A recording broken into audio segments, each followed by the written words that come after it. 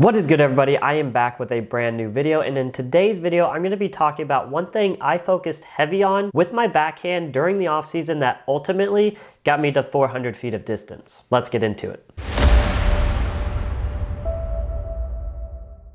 Now, I have put a lot of focus into my backhand, whether that is footwork, whether that's getting my hips involved, and just kind of how I'm swinging and pulling the disc through. But one thing that I came to notice and that I honestly neglected for the longest time was my non-throwing arm and what I should be doing with it during my throw. In previous years, when I threw the backhand, I would just let it kind of free flow, move naturally how it needed to move so that I could get this disc through my body and just do my natural throw. But once I sat down and watched a little bit more of tutorial videos or did a little bit of research, I realized that your non-throwing arm is a very important factor in the backhand. And what I mean by this is that it almost starts your throw for you. And for me, just saying that out loud, it doesn't sound like it makes much sense. But let's dive deeper into this and let me pull up a Paul McBeth clip, shout out to the GOAT, and look at his form and see just what his offhand is doing for him. Now, in this clip, you can see that his offhand or his non-throwing hand is moving much before his disc comes through his body. In fact, his throwing arm isn't really doing all that much except for holding that disc in place, making sure that it's on the right angle that it needs to be. But his left hand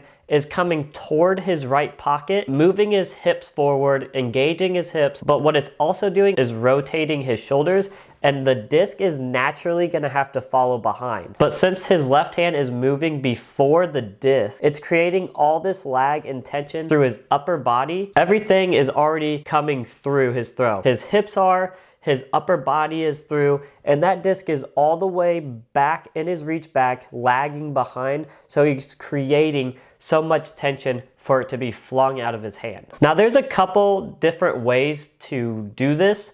As you can see, Paul McBeth kind of reaches for his right pocket. But if you watch players like Haley King or Drew Gibson, they kind of push down at their hip with their offhand, and it doesn't really go across their body, but it kind of pushes down, engaging all the same factors. Now, if you are just standing up without a disc, you can put your right hand in your reach back and throw your left hand toward your right pocket and naturally feel that your body moves in that direction. Instead of focusing on trying to say elbow something in front of you, which is what I was told when I started my backhand, and honestly, I kind of taught it to people like that because that's kind of what I thought was happening. But instead, it's more of a result of what happens when you start your throw with your offhand. Now, when I do this, and when I feel like I'm doing it right, I feel like it's more a rotation of your shoulders rather than how your arm comes across your body. Because your arm has to follow. If you have all this power in your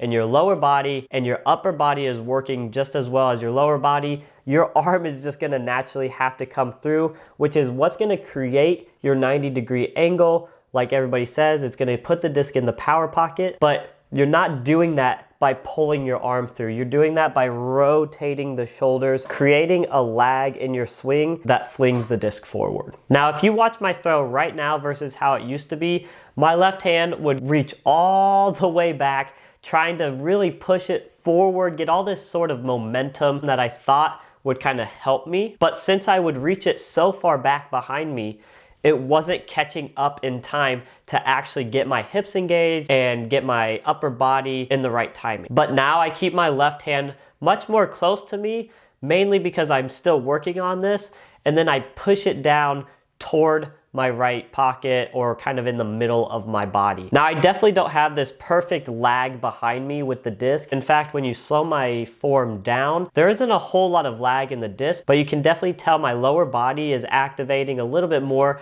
than it used to be. And even though I don't have quite that lag with the disc behind me, I'm still generating more power than I ever used to. To be honest, for me at least, it was a bit confusing and it was a very odd movement because you're trying to delete some of this muscle memory that you already have, and it's quite a challenging task. There's definitely been some backhand tips, whether it's been staggering your feet or whether it's reaching out away from you instead of directly behind you. Some of those tips you can catch on really quickly and immediately you could see some distance change. But with this tip, trying to get your non-throwing hand involved in your throw and like kind of starting your throw, it took me quite a bit of time this off season.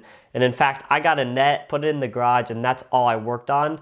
My backhand probably during that time got a lot worse, but then once I got the hang of it, it turned out much, much better, and the distance is definitely showing. Anyway, guys, I would recommend trying this out. At least try and focus on getting your non-throwing arm more involved in your throw, and don't let it just kind of swing wherever it wants to. I know I just came across a YouTube channel not too long ago called Slingshot Disc Golf, I believe. I'll leave a link in the description, but he does some great backhand tutorial videos, and he teaches them in a much different way than the backhand has ever been taught before, so I think it's pretty helpful, and I would recommend checking his videos out. But that is all I have for this video. Hopefully this helped you out. Hopefully you give it a try and it eventually gets you a little bit more distance on your backhand. Make sure you hit that like and subscribe button. Go follow Chase and Chains _ where I post there daily, and we will see you in the next one.